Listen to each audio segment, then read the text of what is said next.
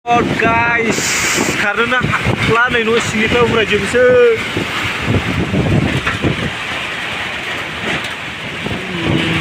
Lain time tuh by ses kasih. Hello guys, welcome back to Billy Vlog channel. So नोंथांमोनखौ आंनि Billy Vlog channel आव गासिखौबो बरायनाय थाबाय. So दिनै 2022 मायथाइनि 2 एप्रिल दिनै माने फुंनिफ्रायनो उन्दुनो हायाखै आङो एकदम मोखांबो सुवाखै दाबो हाथायबो सुवाखै आरोना ओरैबायदि बार अखा सयथिबो नै सेस गुजोबबाय जोंना दंफां गासिबो गुजोबबाय नायलाय गाइसफोर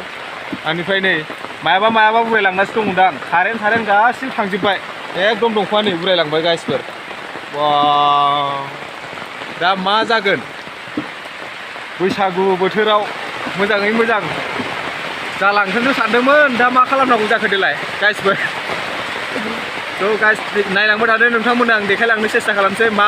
बायदों मा बायाखै सोरनाव मा लस जादों सोरनाव मा लस जायाखै स' बिदिबा नायलांबाय थादो लोगोफोर Oh my god सेस नै लोगोफोर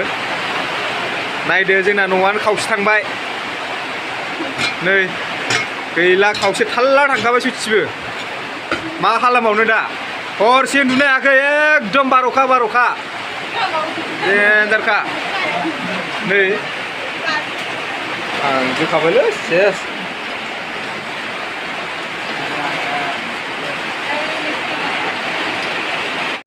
आदैमोननि न'आ सेस खावसे थाल्ला थांखाजोब्बाय नै गासिबो नै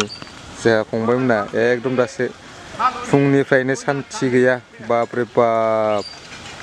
दासो साफा खालामगासिनो दङ सेस गय सय बायजोब्बाय नै गासिबो बायजोब्बाय गय सय आग्लासे नै जोंना ब्र'नि बयलार दानग्राया माथो सेस उरायलांजोब्बाय बापरे बाप नै टेबोलाबो बेयावसो दंहैयो नै Oh my god सेस बा दिनै नै बाप गासिबो नै औवा सौवा गासिबो सेस देबजोब्बाय कारेन्टआबो ज'जोब्बाय माथो ने जाव कारेन्टआ नै मोनसेल'सो ज'जोब्बाय गासिबो कारेन्टखौ हरथ'नाङालै गाइसफोर नै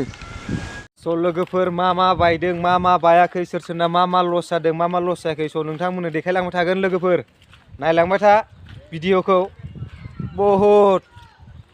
नैथि बैसागुआवनो बिराद माबा जाबाय लस जाबाय जोंहा सेस जोंनाथ' उरायलांजोब्बाय आंथ' जोंहानिखौ लाजिनानै देखायबावलासो लोगोफोर सेसखा फाग्लासो नायलाय गाइसफोर लोगोफोर नायदो सेस थाइजौआबो बायनानै नै कारेन्टखौनो सेस सिफायजोब्बाय नै कारेन्टखौनो बस'जोब्बाय नैबेनि थाइजौआ बायदों आरोना दालाया बायसिनानै नैहाय गोलैजोब्बाय नै Oh my god सेस जोंनाबो नै अमा फिसिग्राया थबस्र' बायजोब्बाय बा दासो इदि बायजोब्बालाय मा जागोन देलाय थ' लोगोफोर नायबावदो जोंहानि आमाइमोननि दखाना सेस सोरलां बोरलां जाजोबखाबायलै सयथि गासिबो नै थिङा मायाव उरायलांनो आयु नै फाग्लासो हरसे उन्दुनो सान्थि गैया हरसे फुङाव एकदम फुङावनो सिखारदों आंथ' मोखांबो सुबावलायाखै दाबो नायदो सेस मेथाइ सेथाइ उरायलांजोब्बाय नामा आमाइ मेथाइ सेथाइ उरायलांजोब्बाय हा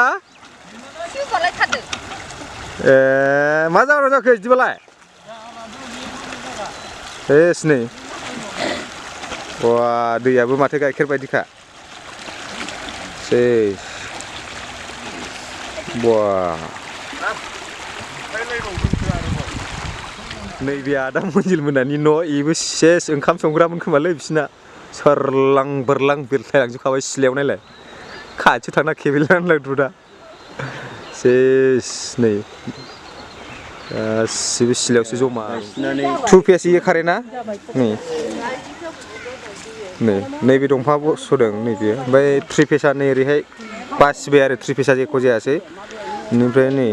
2 फेसआ दा नैबे 2 फेस आरो ना साइडआव दोन साइडआव आयं न'आव उरायलांजोब्बाय नामा सेस आबैया नायलाय नबायलालायाव दङ नबायलालायाव नै आबैया नै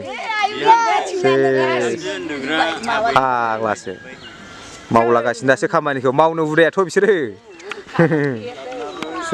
लोगोफोर नायदो मिस्थां फांसेबो गैला आरो मिस्थां दंफां गुजोबनानै नै ओइ नै न' सिङाव होसिनो बे न'आव बिसिनियाव नै जिलिना मोनना जेबो जायाखै नामालै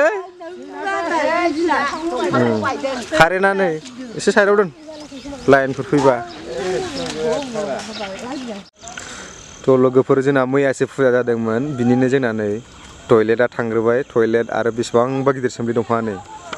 सेस बेसेबांबा गिदिर सोमलि दंफाङानो गुनानै नै ओरै गोलैदों आरो नै सेस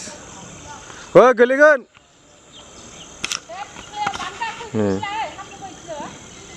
सेस बेसेबांबा गिदिर खामोन आरो बे सोमलि दंफाङा नै ओरै गोलैहैजोब्बाय गया बायबाय नै एकदम गुदियावनो बायदों एकदम नै अमानाव होसिनोल' बाखि बेनिफ्राय नै ओरै दंबावो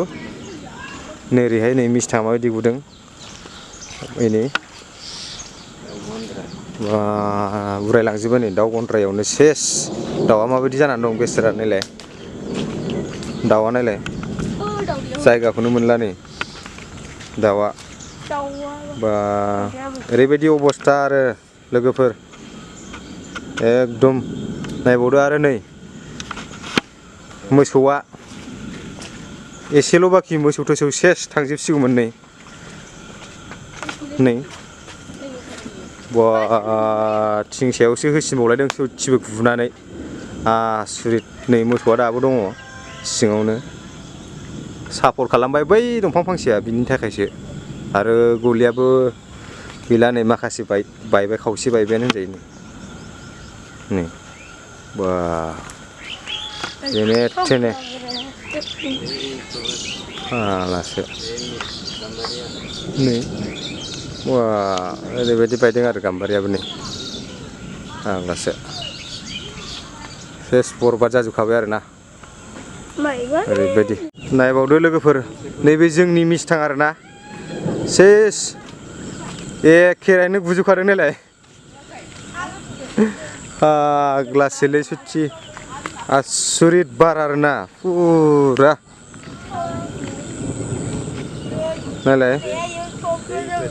फाग्लासो बा